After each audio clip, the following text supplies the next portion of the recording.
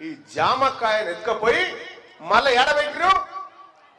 కేసేసిన ఆయన ఎవరు? ఈ జామకాయ వాపస్ తేవాలని గుట్టంగారి మాధవరెడ్డి అని ఓ రెడ్డి ఆయన కేసేసాను. ఆయన వేయగానే మళ్ళీ ఇంకో రెడ్డి గారు వాదించినేమని ఎట్లిస్తారు బీసీలకు రిజర్వేషన్ ఎట్లా పోయినా సరే కానీ మీరు తినొద్దు అని చెప్పి కేసు వేస్తే ఒక రెడ్డి ఆయనేమో జీవో ఇచ్చిండు తీసుకోమని, ఇంకో రెడ్డి ఆయనేమో ఇది ఇయ్యొద్దని కోర్టుకు పోయిండు, ఇంకో రెడ్డి ఆయనేమో కోర్టులో వాదించి ఈ బీసీల నోట్ల మన్ను పోయాలి, ఈ ముదిరాజుల నోట్ల మన్ను పోయాలి, యాదవుల నోట్ల మన్ను పోయాలి, ఈ మన ఒడిరాల నోట్ల మన్ను పోయాలి, మన కురుమల నోట్ల మన్ను పోయాలని చెప్పి కేసు వాదిస్తే జడ్జి గారు కూడా ఎవరు మళ్ళా రెడ్డి ఆయనే. రెడ్డి ఆయన జడ్జి గారు ఏం చేసిందంటే చల్ ఇది మట్లే పోయినా పర్వాలేదురా అలా నోట్లేకి పోవద్దురా అని మళ్ళా వాపసు గుంజుకున్నాడు.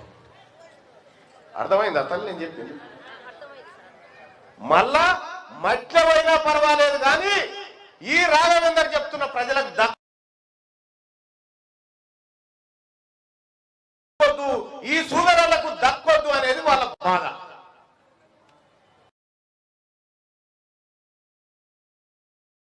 మరి దక్కాలనా వద్దా?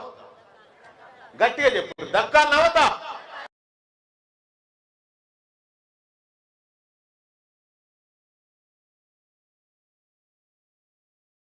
దక్కాలనుకునే ఆడబిడ్డలు అంత శైలి చూద్దాం. మేము